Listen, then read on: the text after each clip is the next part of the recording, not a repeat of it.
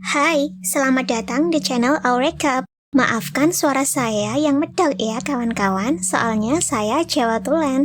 Tapi tenang saja, saya akan terus berusaha agar tidak medok lagi. Selamat menonton. Film ini dibuka di Carolina Selatan saat sebuah mobil biru dikejar di sepanjang medan perbukitan yang berbahaya oleh helikopter.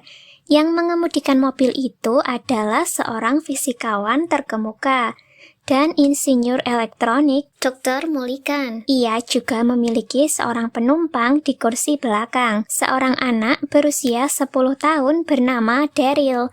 Kemudian terungkap bahwa mereka dikejar oleh tentara dari Badan Rahasia Pemerintah bernama TESCOM. Untuk sesaat, Dr. Mulikan berhasil berlindung di antara pepohonan. Dia menggunakan kesempatan ini untuk membiarkan Daryl keluar dari mobil, dan anak itu lari ke trail di dekatnya. Dr. Mulikan kemudian dengan sengaja mengendarai mobil ke jalan yang lebih terbuka, menarik perhatian helikopter.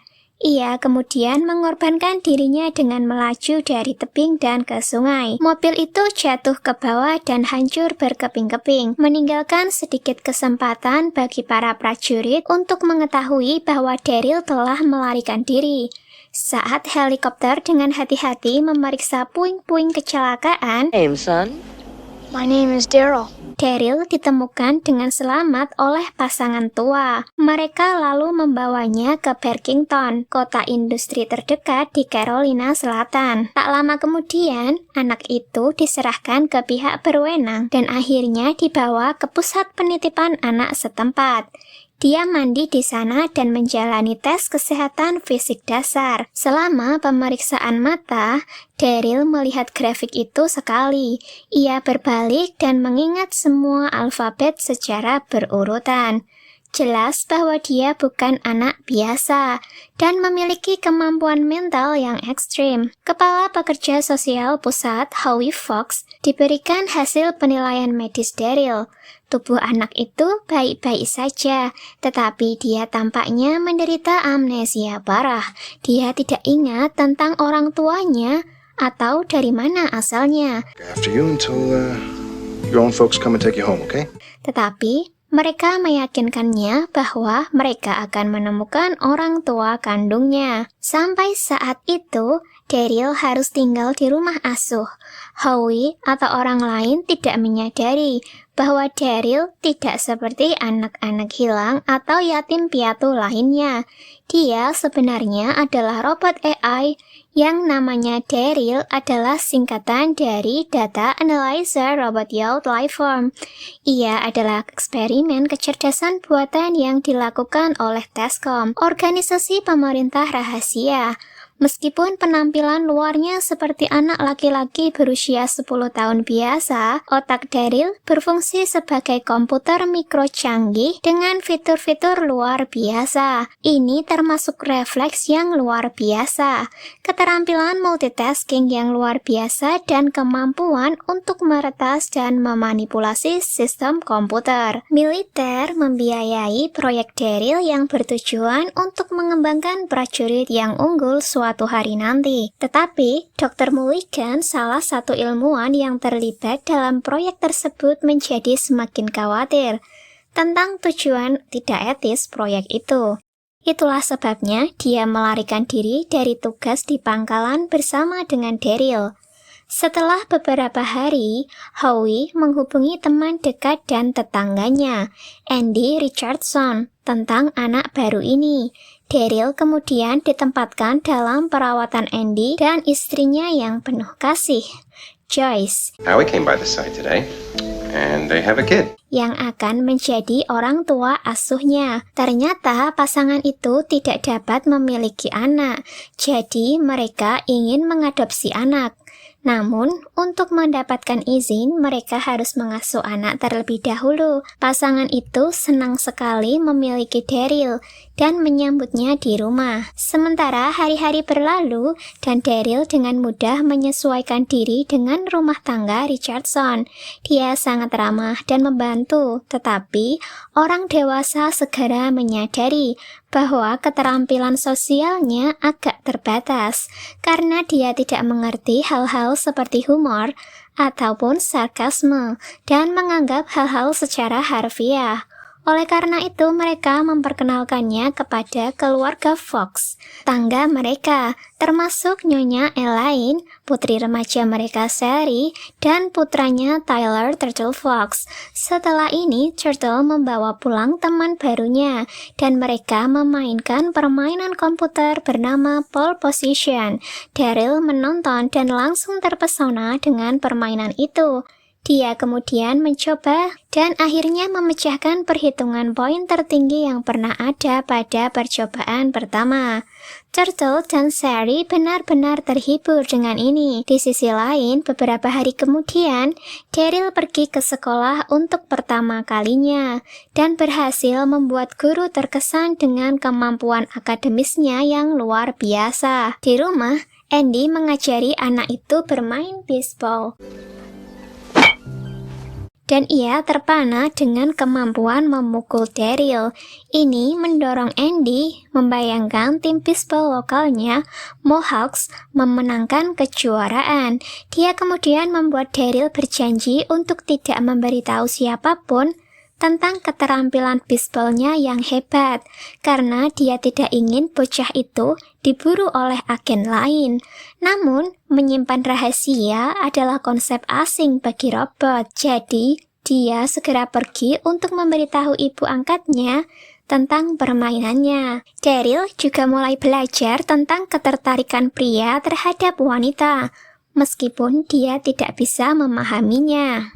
Suatu hari, Andy pergi ke ATM bersama Daryl untuk menarik uang. Oh, they screwed up again. Tetapi, mesin menunjukkan dana tidak mencukupi karena kerusakan pada komputer bank. Saat itulah, Daryl mengatasi masalah dengan tangannya sendiri dan memperbaiki kesalahan. Dia juga memanipulasi komputer agar menunjukkan uang sebesar 1,4 juta dolar di rekening Andy tanpa sepengetahuannya. Setelah itu, Daryl dan Andy pergi ke sekolah untuk pemanasan untuk pertandingan bisbol. Sementara itu, di rumah, Joyce berbicara dengan teman-temannya dan dia mengakui emosinya yang campur aduk. Dia merasa tidak diinginkan sebagai seorang ibu, karena Daryl adalah anak yang sempurna dan melakukan semua tugasnya sendiri. Dia menyetrika pakaiannya sendiri, merapikan tempat tidurnya sendiri, dan memoles sepatunya sendiri. Joyce bahkan mengatakan Daryl adalah ibu yang lebih baik daripada dirinya. Howie datang ke rumah mereka dengan berita buruk. Pihak berwenang telah menemukan orang tua kandung Daryl. Keluarga Richardson patah hati, tetapi mereka memutuskan untuk bekerja sama dan mengizinkan Daryl untuk berkumpul kembali dengan orang tua kandungnya. Terbukti bahwa bocah robot itu juga menyayangi Joyce dan Andy. Dia bahkan bersikeras untuk tinggal bersama mereka selama sisa hidupnya.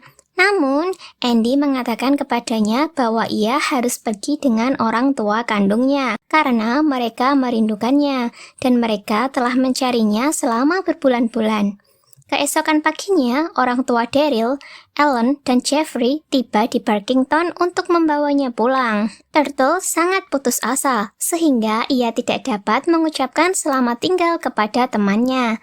Setelah beberapa saat, orang tuanya mengantar Daryl langsung ke bandara, dan mereka menaiki jet pribadi untuk terbang pulang. Secara mengejutkan, kemudian terungkap bahwa Ellen dan Jeffrey sebenarnya adalah peneliti di Tascom. Mereka membawanya untuk penelitian lagi dan memulihkannya. Selama bersama dengan keluarga Richardson, pengarahan menyoroti momen-momen penting, seperti keputusan yang disengaja untuk menyerang selama pertandingan bisbol, Daryl yang menyukai es krim rasa coklat daripada es krim rasa vanila. Itu mengejutkan Jeffrey, karena ini membuatnya percaya bahwa Daryl mampu memiliki emosi manusia. Namun, Ellen masih belum yakin.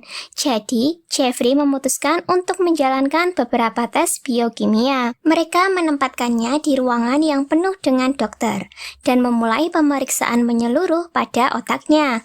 Namun, Daryl meretas komputer lab dan mengetik bahwa dia takut, dan itu adalah emosi yang tidak dapat dirasakan oleh robot. Adegan itu tiba-tiba berubah, dan kita melihat Dr. Jeffrey melaporkan temuan itu kepada jenderal militer di Pentagon. Pengungkapan kapasitas Daryl untuk emosi manusia termasuk rasa takut membuat militer menganggap eksperimen Daryl gagal. Jeffrey terkejut dengan keputusan mereka karena dia percaya bahwa karena tindakan Dr. Mulligan, mereka tahu lebih banyak tentang Daryl daripada sebelumnya. Namun, para jenderal percaya bahwa robot seperti Daryl tidak berguna bagi Angkatan Darat dan memutuskan untuk menghentikan proyek tersebut. Angkatan Darat juga memerintahkan Dr. Jeffrey untuk membangun versi dewasa Daryl yang diprogram untuk mempelajari semua yang diajarkan Angkatan Darat, yaitu prajurit tanpa rasa takut yang terampil secara teknis. Dr. Jeffrey menyampaikan kabar buruk itu kepada Daryl, tetapi dia telah tumbuh begitu dekat dengan robot anak itu, sehingga dia tidak memiliki keberanian untuk melakukannya. Daryl kemudian menggunakan kesempatan itu untuk meminta Richardson dan temannya Turtle diizinkan untuk mengunjunginya. Secara mengejutkan, Dr. Jeffrey setuju karena dia merasa bahwa mereka pantas untuk bertemu dengannya untuk terakhir kalinya, sebelum Daryl akan dihancurkan. Turtle, Richardson, dan ayahnya Howie tiba di laboratorium Tascom. Dr. Jeffrey menyambut mereka di fasilitas itu dan mengungkapkan kebenaran tentang Daryl yang membuat mereka sangat heran. Mereka merasa sulit untuk mempercayainya. What is this? Tetapi ketika Dr. Jeffrey menunjukkan beberapa fitur ultra manusia Daryl, mereka tercengang. Shit, he's a robot? Tak lama kemudian, Daryl bersatu kembali dengan keluarganya dan dengan hangat memeluk mereka. Hal ini sangat menyentuh Dr. Jeffrey, sehingga dia membuat keputusan sulit untuk membebaskannya selamanya. Setelah mengirim keluarga itu kembali ke rumah, Jeffrey membuat rencana untuk menyelundupkan Daryl keluar dari fasilitas itu. Tetapi, Dr. Allen mengetahui tentang rencana itu dan memberitahu kepala militer yang dengan cepat tiba di rumah sakit dan memerintahkan para ilmuwan untuk menghancurkan Daryl saat itu juga. Untuk memastikan tugas itu selesai, Dr. Allen diberi tugas untuk membongkar Daryl, yang dengan enggan melakukannya. Kepala militer kemudian memberi pengarahan bahwa Daryl telah dihancurkan. Dr. Jeffrey dengan marah meninggalkan fasilitas itu, tetapi ternyata bocah robot itu masih hidup. Dr. Jeffrey entah bagaimana meyakinkan Dr. Allen untuk menyelamatkan nyawa Daryl. Dia berhasil menyelundupkan bocah itu keluar dari lab dan menempatkannya di bagasi mobilnya. Kemudian melanjutkan untuk pergi dari fasilitas itu tanpa diketahui. Tetapi keadaan mulai memburuk. Kepala militer melihat pesan antara Allen dan Jeffrey di komputer lab. Dia sekarang tahu bahwa bocah robot itu masih beroperasi dan memerintahkan anak buahnya untuk menghentikan Jeffrey. Pada titik ini, pengejaran mobil yang intens terjadi. Tetapi, Daryl dengan heroik mengambil kemudi dan berhasil melepaskan diri dari mobil polisi berkat keterampilan pengemudinya yang super.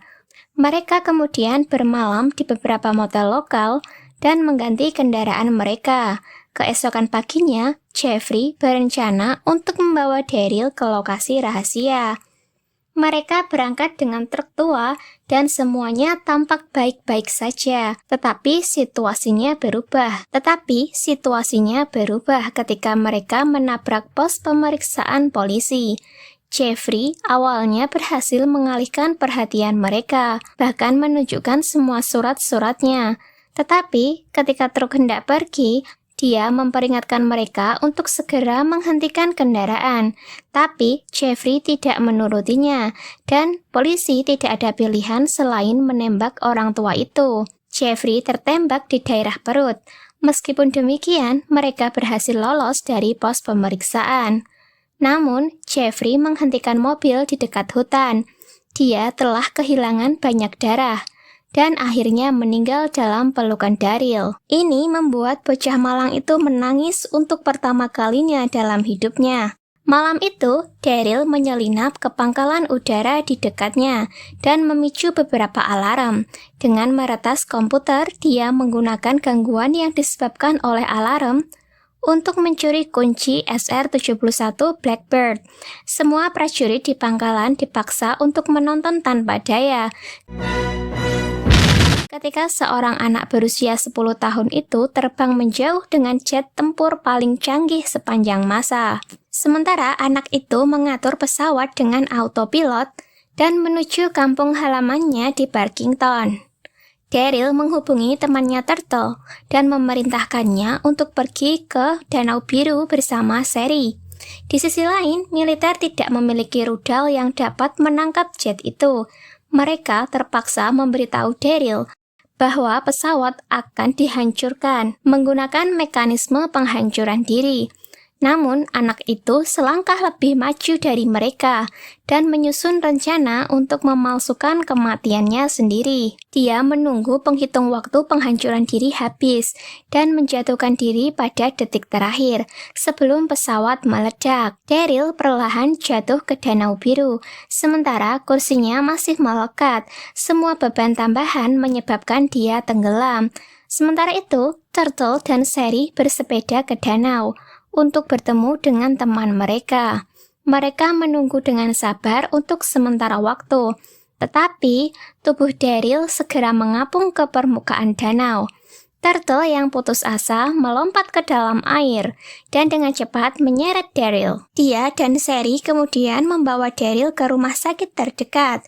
Sayangnya, itu terlambat karena Daryl tidak menunjukkan tanda-tanda kehidupan dan secara resmi dinyatakan meninggal. Kejadian ini membuat semua orang hancur dan keluarga Richardson berduka bersama.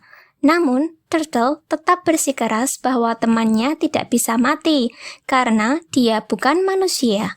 Tanpa sepengetahuan mereka, ilmuwan Tescom, Dr. Allen, tiba di rumah sakit dan menemukan tubuh Daryl yang tak bernyawa. Dia diam-diam mengaktifkan kembali otak elektronikanya dan mengembalikan kehidupan Daryl.